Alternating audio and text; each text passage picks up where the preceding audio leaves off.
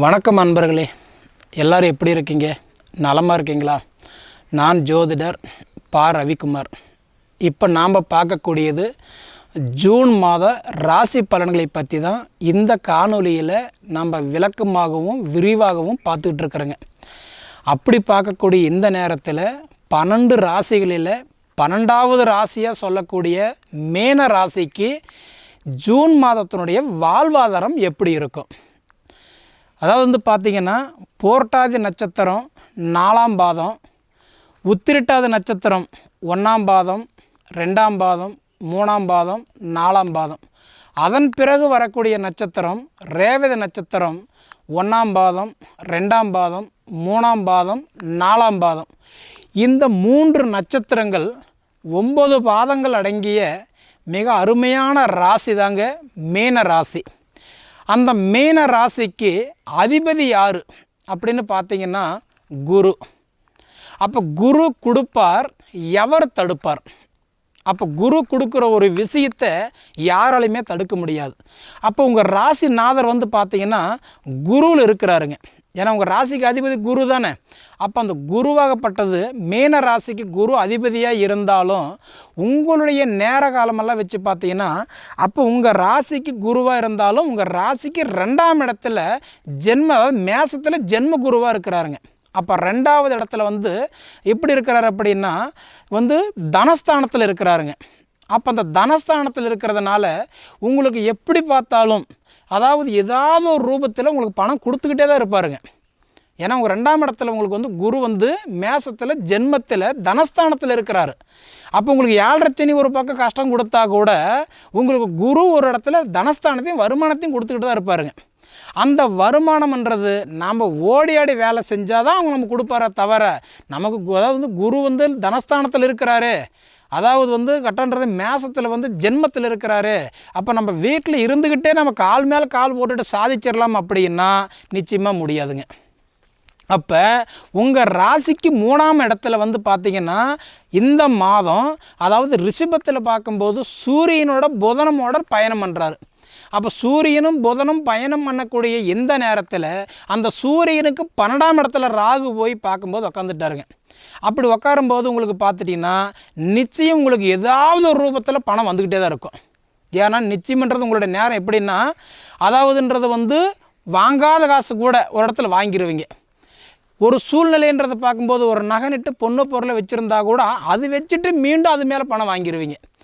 ஒரு சீட்டு பணம் ஏதோ போட்டு வச்சுருந்தா கூட அது திடீர்னு பார்த்தீங்கன்னா அந்த மாதம் எடுத்துருவீங்க. ஏன்னா ஏதாவது ஒரு ரூபத்தில் பணம் வரவு கொடுக்கக்கூடிய ஒரு மாதமாக இந்தபடி ஜூன் மாதம் உங்களுக்கு மீனராசிக்கு கொடுத்துருக்குறாருங்க. அப்போ அந்த 7.5 எப்படிங்க கொடுப்பாருன்னு கேட்டீங்கன்னா, 7.5 சனின்றது கஷ்டம்னா உலகத்தில் உள்ள எல்லாருக்குமே கஷ்டம் கொடுத்துட மாட்டாருங்க. அதுலேயும் முதல் ரவுண்டு 7 இருக்கிறாரு, 2வது ரவுண்டு 7 இருக்கிறாரு, 3வது ரவுண்டு 7 இருக்கிறாரு இல்லைங்களா? அப்படி பார்த்தோம்னா நமக்கு நடக்கிறது முதல் ரவுண்டா, 2வது ரவுண்டா, 3வது ரவுண்டான்றதை ஓரளவுக்கு பார்த்துக்கணும். அதுலேயும் நம்மளுடைய திசையும் நல்லா இருந்து அல்லது புத்திகள் நல்லா இருந்து அந்தரங்கள் நல்லா இருந்துச்சு அப்படின்னா அந்த 7.5 சனியில் வரக்கூடிய பாதிப்பு நாம் குறைச்சிக்கலாம். சரிங்களா?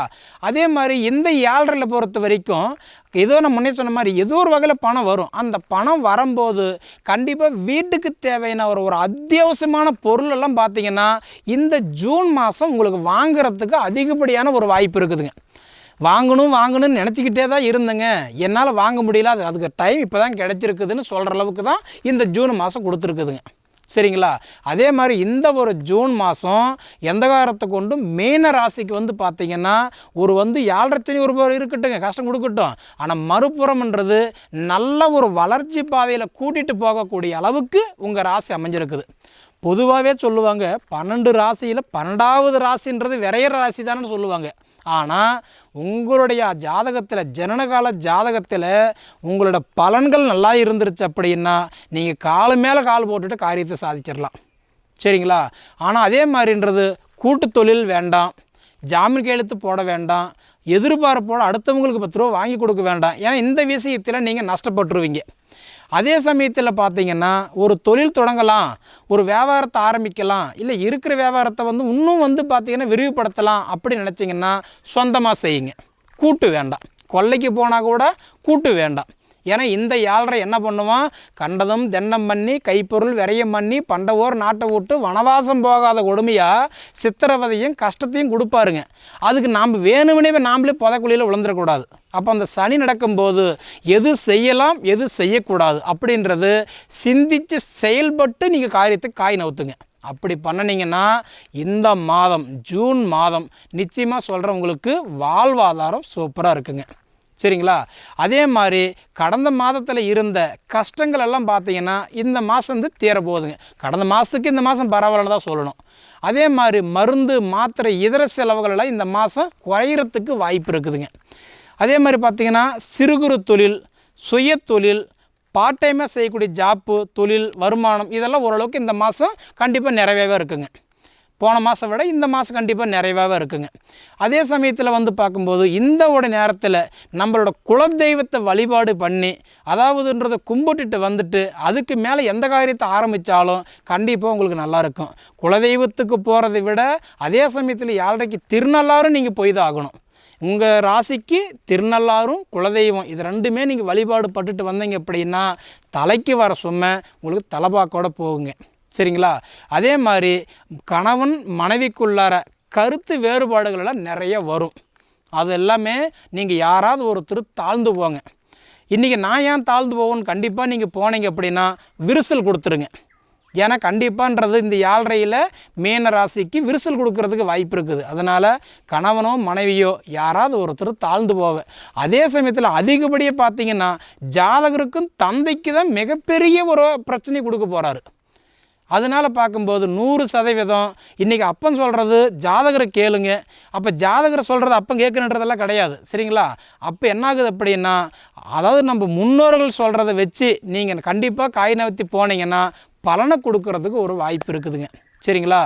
மொத்தத்தில் இந்த உடைய ஒரு மாதம் உங்களுக்கு வந்து பார்க்கும்போது நல்ல ஒரு மாற்றத்தையும் நல்ல ஒரு வளர்ச்சியும் கொடுக்கக்கூடிய ஒரு மாதமாக கொடுத்துருக்குறாருங்க. சரிங்களா? அதே மாதிரி கலைத்துறையில் இருக்கிறவங்க கண்டிப்பாக சொல்கிறேன், இந்த மாதத்தில் உங்களுக்கு ஒரு மிகப்பெரிய ஒரு மாற்றத்தை கொடுக்க போகுதுங்க.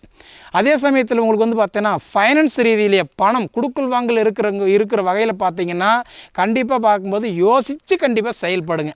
ஏன்னா ஏதோ ஒரு வகையில் உங்களுடைய பணம் வந்து முடங்குறதுக்கு நிறைய வாய்ப்பு இருக்குதுங்க. சரிங்களா?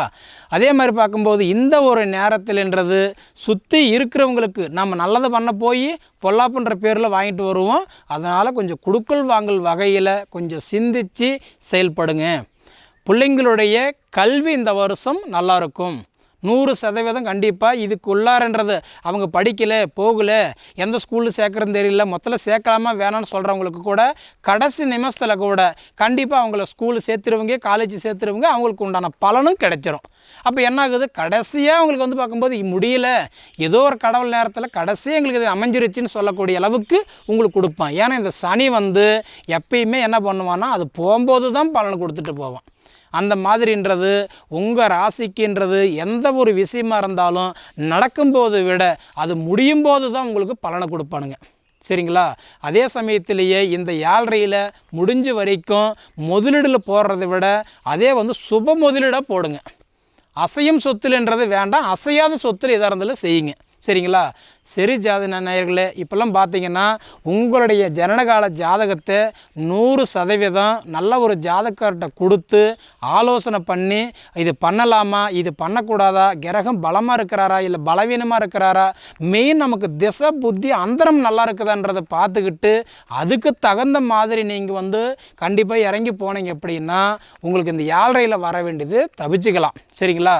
பொதுவாகவே இந்த ஒரு மாதம் ஜூன் மாதம் உங்களுக்கு கஷ்டத்தை கொடுத்தாலும் நல்ல பலனை கொடுக்குறாரு. சரிங்களா? சரி நேயர்களே, உங்களோட பொன்னான நேரத்தை ஒதுக்கி இவ்வளோ நேரம் என்னோடய காணொலியை முழுமையாக நீங்கள் பார்த்ததுக்கு மனமார்ந்த நன்றிங்க.